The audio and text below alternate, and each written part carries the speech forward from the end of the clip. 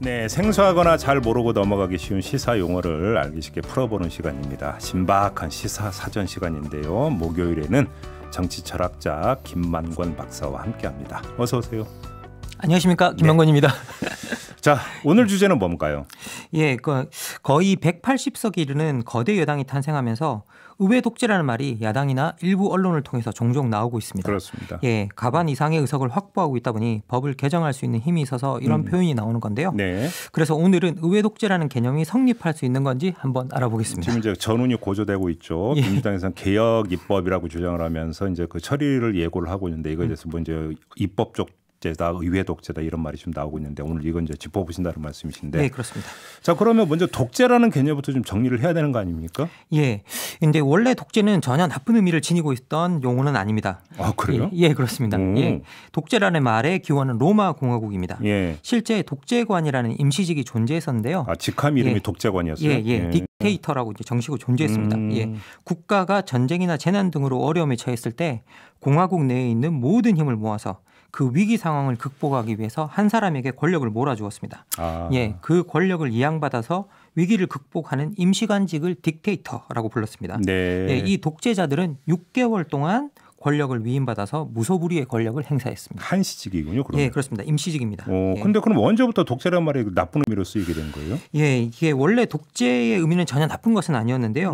이 의미가 왜 변질될 수밖에 없었는가를 이해한다면 예. 앞서 말씀드렸던 6개월 임시직이라는 이제 제한의 의미를 이해해야 됩니다. 예. 로마에서는 이게 1인에게 무소불위의 권력을 몰아주는 것이기 때문에 예. 공화국, 다시 말해서 각 계급의 대표자들로 운영되는 공화국의 정신과는 맞지 않는다. 그렇죠. 예, 그리고 공화국 자체를 위험에 빠뜨릴 수 있다고 생각했습니다. 예, 그래서 6개월이란 길지 않은 시간 동안만 독재자의 자리를 차지할 수 있겠습니다. 말 그대로 예. 비상한 상황에서만 예. 비상하게 권력을 행사하라. 그렇습니다. 예. 예. 6개월이 만료되는 순간 무조건 그 자리에서 내려와야 됐습니다. 예. 법으로 권력을 몰아주고 법으로 6개월이 지나면 권력을 내려놓게 만든 건데요. 예. 문제는 6개월 이후 권력을 내려놓지 않고 더 긴 기간 동안 독재를 하겠다고 이제 하는 이들이 나타나는 거죠. 예, 가장 대표적인 인물이 우리가 시저라고 부르는 율리우스 카이사르입니다. 그렇죠. 예. 그러니까 그 본토 발음은 카이사르가 맞는 겁니까? 예, 그렇다고 하네요. 아무튼 암살당한 사람은 이게 이제 암살당한 이유도 이것 때문 아닙니까? 예, 사실은 그렇습니다. 예, 그 시저는요, 카이사르는 갈리아 전쟁, 내전 등으로 인해서 혼란의 시대를 지났던 바람에 예. 이 독재관 노릇을 사실상 4차례 했습니다. 예. 그런데 이제 세 번째에는 6개월을 넘어서 3년을 하다가 이제 마지막에 종신 독재관으로 이제 취임을 합니다. 어허. 예, 이게 문제가 됐습니다. 예. 법이 정한 제한을 너무나 이제 벗어나 버린 거죠. 그래서 공화파가 카이사르를 암살해 버립니다. 그렇죠. 이게 암살이 어떤 문제가 있는 것처럼 보이지만 법의 지배를 제일 핵심적인 것으로 보았던 로마 공화국에선 이런 암살이 큰 문제가 되지는 않았습니다. 그래요? 예, 로마에선 독재자가 6개월을 넘겨서 그 권력을 유지하고 있으면 더 이상 독재관이 아니라 전제군주가 된 것이라고 보았습니다. 예. 그래서 원래 전제군주가 혼자서 무소불위의 권력을 행사하는 이들이잖아요. 그렇다 보니 이런 자들은 법을 무시하고 그 법 위에 존재하기 때문에 법이 보호해 줄 필요가 없다고 보았습니다. 그래서 심지어 암살을 해도 법적으로 문제가 안 되었습니다. 어허. 그래서 로마 이후에 전제군주정을 뜻하던 티런이라는 말과 독재를 뜻하는 딕테이터십이라는 말이 혼용되어서 사용된 데는 이런 배경이 있습니다. 그러니까 예. 그러면 지금까지 이제 우리 김만권 박사가 정리해 주신 내용에 따르면 독재라고 하는 것은 그다음에 독재자라고 하는 것은 결국은 법 밖에서 예. 권력을 행사하고 법을 무시하는 예. 뭐 이런 걸로 연결하면 되겠네요. 예, 그렇습니다. 예. 예, 법의 제한에서 자유로울 수 있다는 점에서 법 밖에 존재한다는 뜻입니다. 예. 예, 여기에 더해서 전체 구성원들의 동의에 의존한다는 법의 정신과 상관없이 자신의 의지에 맞게 법을 고치고 관철할 수 있다는 뜻이기도 합니다. 네. 그래서 조금 차원이 다르긴 한데 예. 원래 권력 분립도 처음 의회 정치가 고착되는 과정에서 예. 의회가 법을 제정하기 때문에 법을 마음대로 고치고 바꿀 수 있다는 점에서 입법부를 견제하기 위해서 시작되었습니다. 자, 그럼 이제 오늘의 주제는 의회 독재 내지 입법 독재로 가야 되겠는데요. 그러니까 법을 무시하고 법 밖에 있다와 법을 만든다라고 하는 것은 도대체 어떻게 배치될 수 있는 거냐? 그래서 그게 전혀 사실은 다른 개념입니다. 네. 그래서 이제 이게 우리가 독재와 권력 남용은 서로 다른 건데요. 네. 그래서 지금의 대부분의 민주국가에서는 권력이 분립되어 있고 의회가 법을 고친다고 해도 그것이 법의 정신에 어긋난다고 하면 사법심사의 대상이 됩니다. 그런 장치가 있다. 우리나라에서는 헌법재판소가 이 기능을 담당하고 있습니다. 의회가 제정한 모든 법은 헌법의 취지에 맞는지 아닌지 판단해 볼 수가 있습니다. 의회가 고친 법들이 헌법의 취지에 맞지 않으면 이 사법심사를 통해서 폐기되거나 수정이 돼야 됩니다. 네. 그리고 이런 기능이 돌아가고 있다면 의회 독재는 사실상 불가능한 개념이 됩니다. 그리고 오히려 사법심사의 힘이 요즘은 너무 세져서요. 최근에는 이제 정치의 사법화 현상이 지적되기도 합니다. 예, 그렇죠. 예, 그렇습니다. 영어로는 이게 주리스토크라시라고 부르는데요. 사법이 지배하는 정체라는 뜻입니다.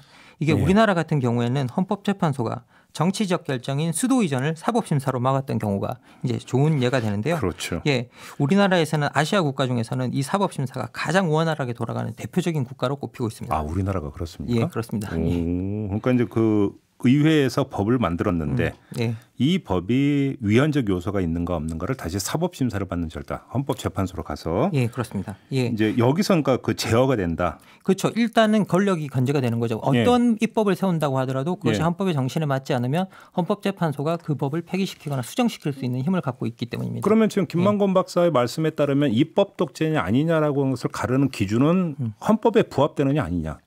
예, 사실은 그렇습니다. 우리가 그렇죠. 만드는 법 자체가 헌법에 얼마나 부합하고 있느냐 아니냐가 이제 그렇게 되는 거고요. 그러니까 법에서 일탈했느냐 아니냐라고 하는 그 기준이 되는 법이 헌법이 된다. 예, 그렇습니다. 모든 최상위법이 헌법이기 때문에 헌법 바깥으로 나가느냐 아니냐가 핵심적인 기준이 됩니다. 그러면 정리를 하면 헌법에 부합이 된다고 한다면 다수결의 원리에 입각해서 입법을 하는 것은 전혀 독재라고 연결될 수 없다. 예, 전혀 그렇게 볼 수가 없습니다. 자, 그러면 여기서 지금 최근에 나오고 있는 이야기는 민주당이 다수 의석을 믿고 합의 정신을 지키지 않으면서 일방적으로 법을 만들려고 하는 게 독재다 이런 주장이잖아요. 그럼 이건 어떻게 봐야 되는 거예요? 그것도 좀 잘못된 게요. 사실 이게 우리나라에서 이 의회 독재라는 말이 처음 나오기 시작했던 게 제가 보니까 최근에는 21대 국회 개원을 하기 위해서 이제 상임위원장 배분할 때부터 이제 이게 나오기 시작했는데요. 이게 미국의 예를 들어보면 어떤 상하원, 어떤 상임위원회든 모두 다 다수당에게 위원장이 분배되는 게 원칙입니다. 그러니까 미국은 서로 가르지가 않습니다. 이게 야당의 말이 처음부터 그게 맞다면 이제 미국은 의회 독재가 법적으로 보장된 국가는 이제 다름이 없고요. 그러니까 미국이 상임위원장을 그런데 원칙적으로 다수당에 분배하는 그 이유가 있습니다. 이게 책임 정치의 원칙 때문입니다. 예, 다수당이 책임지고 정책을 실행을 하고 다음 선거에서 심판받도록 만들어 놓은 구조입니다. 그래서 이제 합의 정치는 정말 중요한데요. 다만 합의라는 명목으로 정치가 정체되어 있을 때 다수당이 나서서 그 돌파구를 찾는 걸 두고 의회 독재라고 불러야 되나? 뭐 그건 좀 의문입니다. 그러니까 정리를 하면 다수결의 원리각에서 다수당으로서 그러면 그 힘을 행사를 해라. 뭐 하는 건 좋은데 만약에 문제는 나중에 그럼 책임도 다 져라. 그렇죠. 책임도 지고 당연히 그 책임을 또 누가 물어야 되냐면 유권자들이 물어야 됩니다. 유권자들이 선거를 통해서 그 권력을 교체시켜 버려야 되죠. 다만 어떤 그 기준이 되는 중요한 어떤 그 법의 정신에 입각해서 입법도 법의 정신에 입각해서 이루어져야 되는데 여기서 그러면 기준이 되는 법은 헌법이고. 예, 그렇죠. 그렇습니다. 최상위법이기 때문입니다. 그러면 그러면 이 헌법의 어떤 정신에서 일탈한 입법이냐 아니냐는 중요한 문제인데 그거는 헌법재판소 갔으면 다 가리면 되는 건데.